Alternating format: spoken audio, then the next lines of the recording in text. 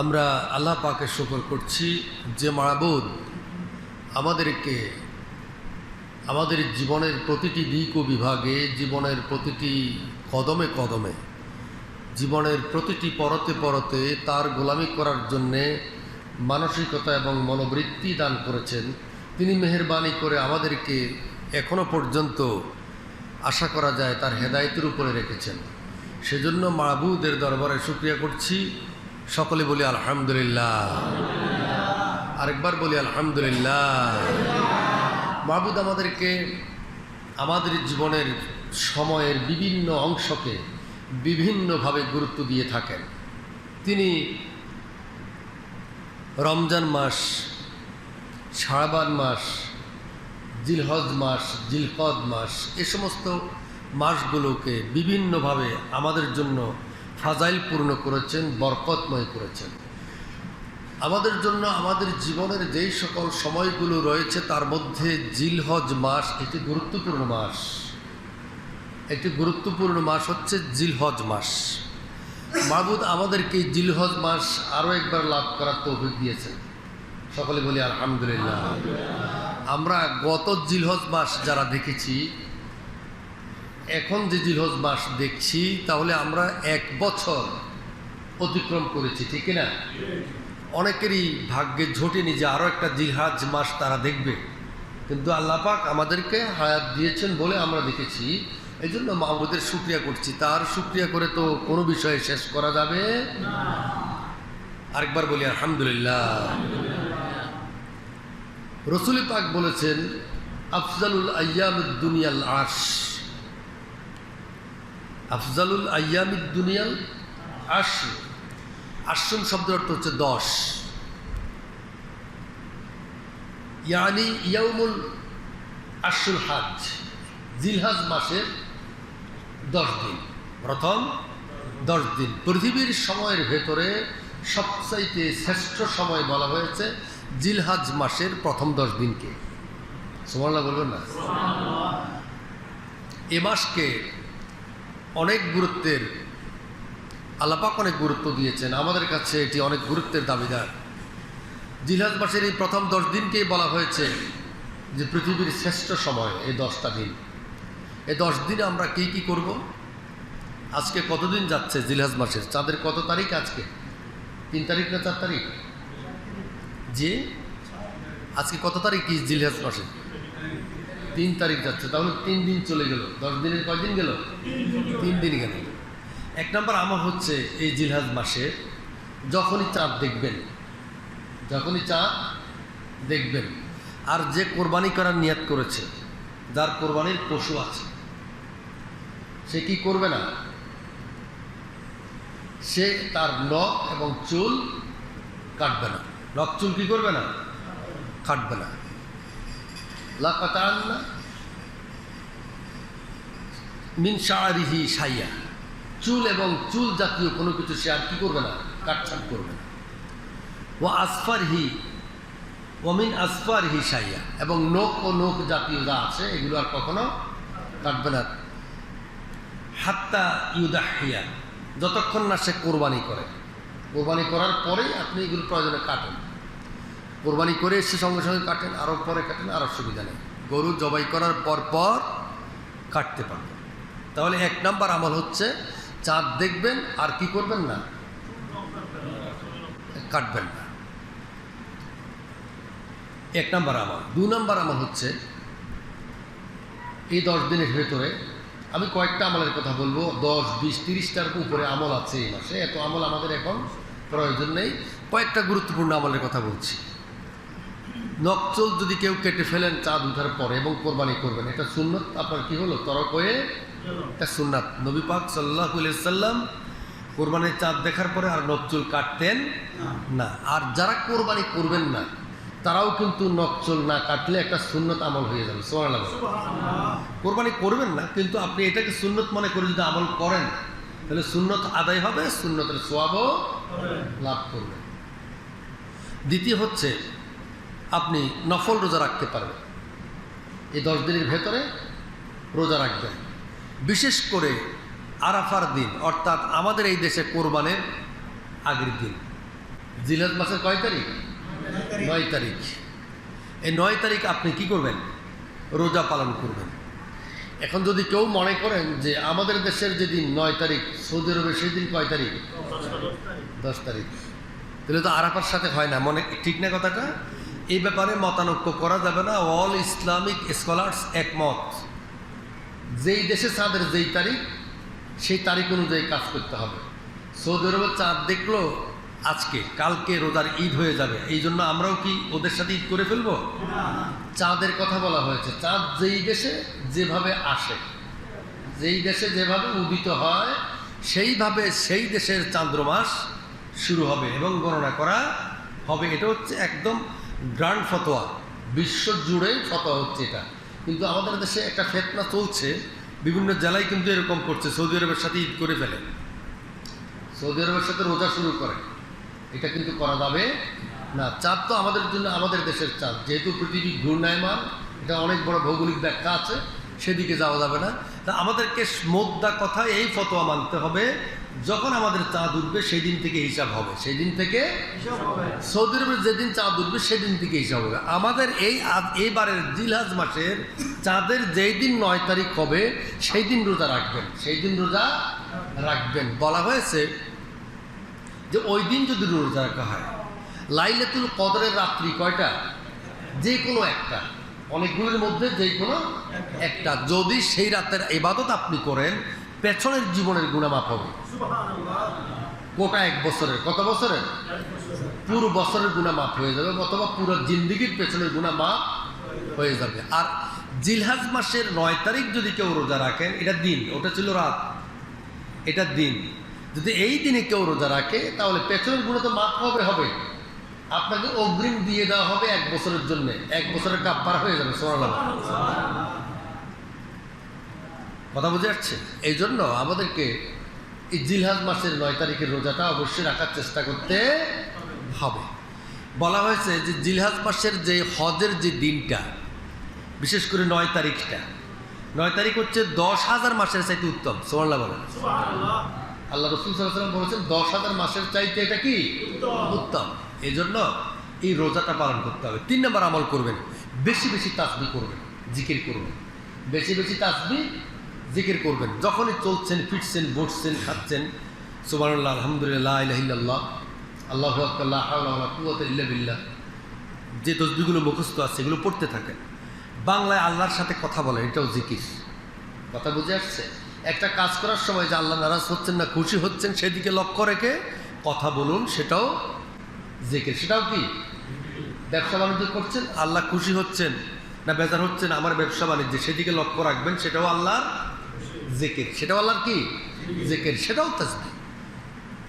বেশি বেশি জিকির আজকার করেন, বেশি বেশি জিকির আজকার করবেন, দোয়া করবেন, তাসবিহ করবেন, দোয়া করবেন আল্লাহ পাক যেন আপনাকে কার মতো কোরবানি দেওয়ার তৌফিক দেয়। কোরবানি কার সুন্নত? এটা কোন সুন্নত? সুন্নতে ইব্রাহিমী, সুন্নতে ইব্রাহিমী। আমাদের জন্য, আমাদের মাযহাবে এটা কি ওয়াজিব, আমাদের মাযহাবে কি অনেক মত আছে সুন্নাত এবং ওয়াজিব। আমাদের মাযহাবে বা আমরা যে ইমামকে ফলো করি তিনি এটাকে ওয়াজিব করেছেন। কি করেছেন? আমরা ওয়াজিব হিসেবে এটাকে গণ্য করি। কি করে, কি মনে করেন, ওয়াজিব না সুন্নত? সুন্নত মনে করলে কেউ এতে কোনো দর কষাকষি নেই, কিন্তু আমরা এটাকে কি মনে করি? ওয়াজিব মনে করি। এই ওয়াজিব কোরবানিটা চেতনায় ইব্রাহিমীর হতে হবে। শুধু সুন্নতে ইব্রাহিমী হলে হবে না, চেতনায় ইব্রাহিমী হতে হবে। কথা বুঝে আসছে? ইব্রাহিমের চেতনা থাকতে হবে। ইব্রাহিম আলাইহিস সালাম দেখেন কত বছর বয়সে এই সন্তান লাভ করলেন, ইসমাইলকে। একদম আশা শেষ, সন্তান আর হবে না, এরকম একটা সময়, ঠিক না? এরকম একটা সময়, একদম শেষ সময়, যে সময় সন্তান হবার কথা নয়, সেই সময় আল্লাহ পাক সন্তান দিলেন নবী ইসমাইলকে। কাকে দিলেন? নবী ইসমাইলকে। এবং এই সন্তানটা সবচেয়ে প্রিয়। আমাদের ক্ষেত্রেও যদি এরকম হয়, সন্তানটা বেশি প্রিয় হবে না? কি বলেন, বেশি প্রিয় হবে না? এরকম সন্তান বেশি প্রিয়।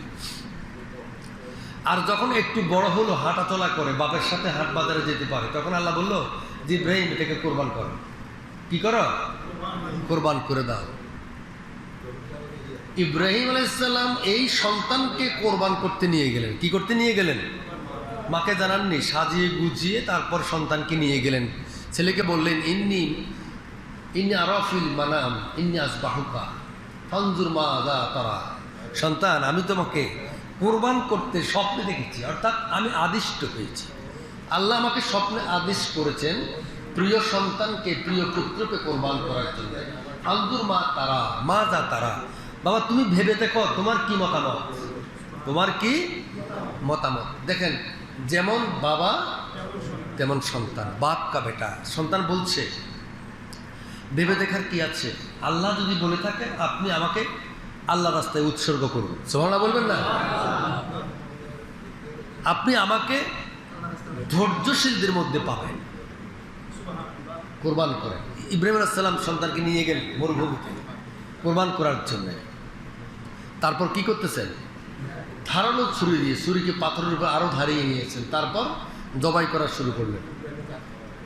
জবাই কাটা যাচ্ছে, তখন কি হলো? ছেলে বলতেছে, বাবা আপনার মায়া হচ্ছে সম্ভবত আমার জন্য, যার জন্য ছুরি কাটছে না, আপনি আপনার চোখ বাঁধেন। আপনার কি বাঁধেন? চোখ বেঁধে ফেলার পর আরো ছয়বার চেষ্টা করলেন, তারপরও কি হলো না? কাটা গেল না। মা বিকা ইয়াওয়ালাদি, ইব্রাহিম বলতেছে, সন্তান বাবা কি হলো, ছুরির কি সম্পর্ক তোমার সাথে, ছুরি তোমাকে কাটছে না। আর ছেলে বলতেছে তার বাবাকে, বাবা আপনার সাথে ছুরির কি সম্পর্ক বুঝলাম না, ছুরি আমাকে কাটতেছে না। এত চেষ্টা করছে, ছুরি কিন্তু কাটছে না। ইব্রাহিমের চেষ্টার শেষ নেই। আর সন্তানও জবাই হয়ে যাওয়ার জন্য ইসমাইলেরও ইচ্ছার কোনো শেষ। সে প্রশ্ন করে, ছুরির কি হলো, ছুরির কি হলো? মা বেকা ইয়া আবি, আব্বা আপনার ছুরিটার কি হলো যে আমাকে কাটছে না কেন? খেয়াল করেন যে সন্তান কেমন উৎসর্গ হওয়ার জন্য, আর ইব্রাহিম কেমন উৎসর্গ করার জন্য, মানসিক অবস্থাটা কি। আল্লাহ পাক বললেন, জিবরিল আর দেরি করো না, ইব্রাহিম যদি এখন সন্তান কোরবান করতে না পারে তাহলে ইব্রাহিম স্ট্রোক করবে, আর ফেল করবে। সুতরাং জান্নাত থেকে দুম্বা নিয়ে তার চুরির নিচে শুয়ে দাও। ছুরিটার কি ধার ছিল না? ধার ছিল। রাগ করে ছুরি নিক্ষেপ করলেন, ছুরি মারলেন, যে ছুরি কি হলো, এটা ফেলে দিল। আর ছুরি গিয়ে যে পাথরে পড়লো, পাথর কেটে তার ভেতরে ছুরি ঢুকে গেল, সুবহানাল্লাহ। ওই ছুরি ইব্রাহিমকে, ইসমাইলকে কাটতে পারলো না। তারপর দুম্বা আসলো, গড়গড় করে কেটে গেল, আর রক্ত পিনকি দিয়ে বেরোলো, ইব্রাহিমের হাত ভিজে গেল। আর ইব্রাহিম বললেন, আলহামদুলিল্লাহ হিল্লা যে আতানা, যে ব্যক্তি আমাকে আতানা লিহাযা, এই নিয়ামত দান করলেন, অর্থাৎ সন্তানের মতো প্রিয় পাত্রকে আল্লাহর জন্য উৎসর্গ করার তৌফিক দিলেন, তার শুকরিয়া করছি। ইব্রাহিম মনে করছে সন্তান। তারপর চোখ খোলা হলো, চোখ খুলে দেখলেন যে ইসমাইল এক পাশে দাঁড়িয়ে আছে আর দুম্বা ছটফট করছে, সুবহানাল্লাহ বলে। খেয়াল করছেন কি চেতনায় ইব্রাহিম কোরবান দিয়েছে? আমরা কি সেই চেতনায় কোরবান দিই? কথা বলেন না, সেই চেতনায় কি আমরা কোরবান দিতে পারি? পারি না। এই জন্য আমাদের নিয়াতকে কোরবান করার জন্য ঠিক করে নিতে হবে। যদি কারো অভাব থাকে, অসুবিধা থাকে, অর্থনৈতিক অসুবিধার সামনে রেখে কোরবান করা দরকার নেই। আপনি সুদের উপরে টাকা নিয়ে, ব্যাংক থেকে লোন নিয়ে, কোঅপারেটিভ থেকে ধার নিয়ে এরপর কোরবান করলেন, পরের মাস থেকে টাকার চাপ শুরু হলো, আর আপনি অসুস্থ মানুষ, স্টেজ শুরু হলো, আপনার চাপ শুরু হলো, একসময় আপনি হার্ট ফেল করে মারা গেলেন। এরকম ঘটনা অসংখ্য আছে, অসংখ্য ঘটনা আছে। কালকে যে টাকা দিতে হবে সুদের টাকা, সেই জন্য রাত্রি মরে গেছে, এরকম লোকও আছে। কথা বুঝে আসছে? আপনি অসুস্থ হওয়ার জন্য প্রধান যে সমস্ত কারণ, তার মধ্যে 1 নম্বর কারণ হচ্ছে ঋণের চাপ থাকা। কি থাকা? ঋণের চাপ থাকা। আপনাকে ঋণগ্রস্ত অবস্থায় কোরবান করার কথা বলা হয়নি। যে সব ঠিকঠাক থাকার পরে নেশাব পরিমাণ মাল যদি থাকে আজকে, তাহলে আপনি কোরবান দেবেন। সব ঠিক আছে, নেশাব পরিমাণ সম্পদ আছে, নগদ টাকা আছে, একটা পশু কেনার, তখন কোরবান দিবেন। আর এই জন্য কোরবান দিবেন না যে আমার পরিবার পরিজন আছে, আত্মীয় আপনজন আছে, তারা কি বলবে, সমাজ কি মনে করবে, প্রতি বছর কোরবান দিয়েছে, এবছর না দিলে বা কি হয়, মানে মানুষ কি মনে করবে। এই জন্য আপনি কোরবান দিলেন। কি কোত্থেকে টাকা আসলো? ধার করা টাকা, হাওলাত করলেন, কেউ জানে না হয়তো, না আপনি তো তা করেছেন। এরকম করে কোরবান দিলে কোরবান গোশত খাওয়া হবে, কিন্তু কোরবান হবে না, কোনো প্রয়োজন নেই। আর এই কোরবানির ক্ষেত্রে নিয়তকেই আসলে কিন্তু সঠিক করে নিতে হবে আগে। এই কোরবানটা হচ্ছে এমন একটা জিনিস যে আমি এই পশু জবাই করছি, তার অর্থ হচ্ছে আমি আমার ভেতরের পশুটাকেও জবাই করছি, ভেতরের পশুটাকেও কি করছি। আজকে থেকে আমার ভেতরে কোনো পশু নাই, আমি পশুত্বের কোনো আচরণ, পশুত্বের কোনো কাজ আর করব আজকে থেকে এই সিদ্ধান্ত নিতে হবে। পশু জবাই করার সময় পশুর রক্ত যেভাবে পিনকি দিয়ে বেরিয়ে যায়, পশু যেরকম আল্লাহর হুকুমে আমার কথা মতো আমার চুরির নিচে উৎসর্গ হয়ে যায়, আমিও আল্লাহর কথা মতো এরকম আল্লাহর কথা মতো নিজকে উৎসর্গ করে দিতে পারবো। আমার রক্ত এভাবে প্রবাহিত করে দিতে পারবো কার জন্যে? কার সন্তুষ্টির জন্যে?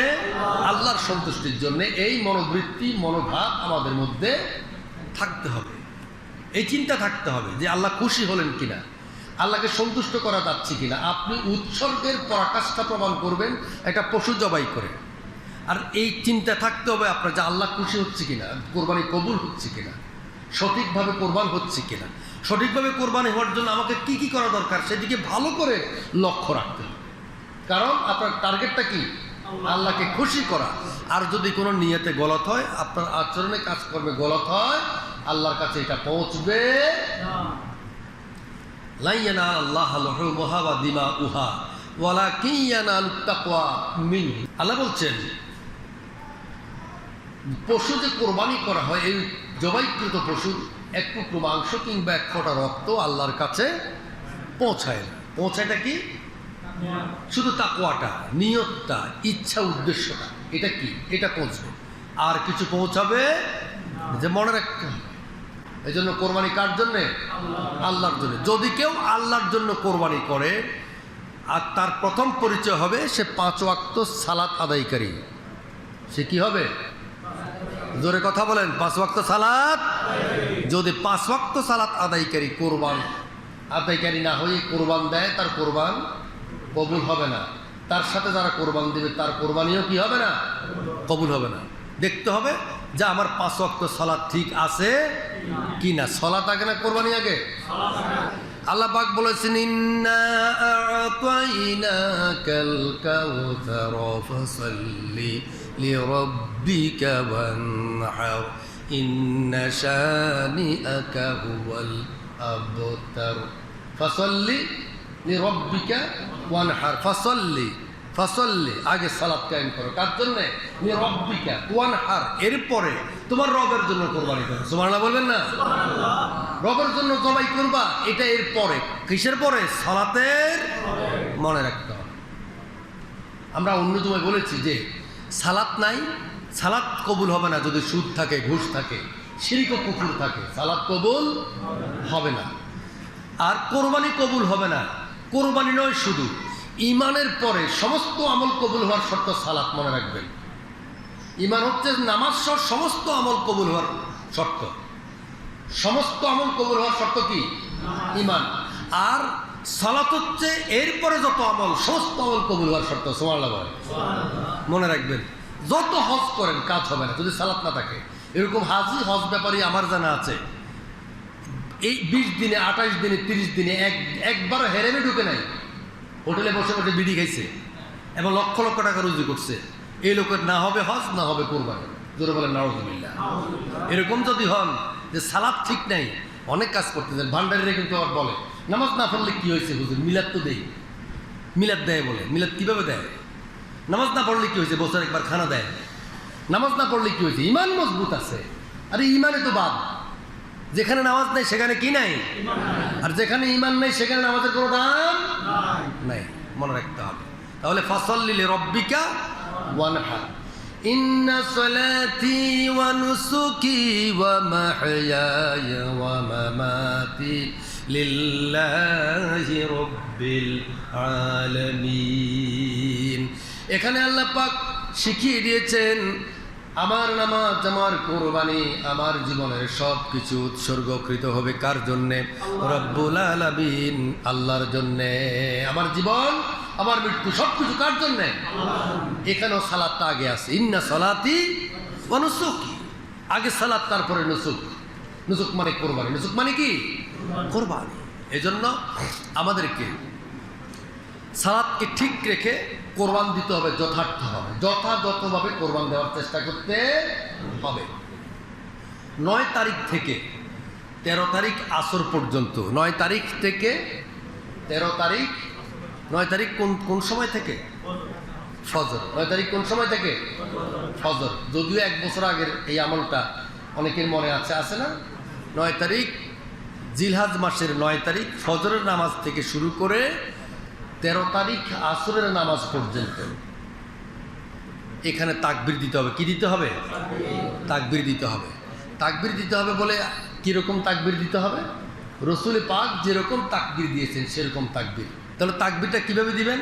সুন্নত হচ্ছে এভাবে দিবেন, আল্লাহু আকবার, আল্লাহু আকবার, লা ইলাহা ইল্লাল্লাহু, আল্লাহু আকবার, আল্লাহু আকবার, ওয়ালিল্লাহিল হামদ। অন্তত উচ্চস্বরে কয়বার? একবার। অন্তত উচ্চস্বরে কয়বার? একবার পড়লে আদায় হবে। 3 বার 10 বার সারাদিন মনে মনে পড়েন, কোনো অসুবিধা নেই, সব হতে থাকবে। এই কয়টা দিনের ভিতরে তাকবীর দিতে থাকেন মনে মনে, বড় করে ছোট করে, হাঁটায় চলাফেরায় সর্বত্র দেবেন, সওয়াব হবে। তবে নামাজের পরে অবশ্যই দেবেন, এটা ওয়াজিব। নামাজের পরে কি ওয়াজিব? এই তাকবীর দেওয়াটা কি ওয়াজিব, এটা দেবেন। তাহলে আমলগুলো কি মনে আছে আমাদের? নকচুল কাটার আমল তো আগে শেষ হয়ে গেছে, এখন যারা আছেন তো আছেন। আর এরপরে কি করবেন? রোজা রাখার চেষ্টা করবেন, বেশি বেশি তাসবিহ ও জিকির আজকার করবেন, বেশি বেশি নফল নামাজ পড়বেন। কোনো হাদিসে বলছে 10,000 বছরের চাইতে উত্তম 10 দিন। আবার কোনো হাদিসে আছে শুধুমাত্র হজের দিনটাই 10,000 দিনের চাইতে উত্তম। সুবহানাল্লাহ। এই জন্য বেশি বেশি আমল করেন, বেশি বেশি আমল করতে হবে। আর কি করতে হবে? বিশেষ করে 9 তারিখ রোজা রাখার চেষ্টা করতে হবে। বিশেষ করে 9 তারিখে রোজা রাখার চেষ্টা করতে হবে।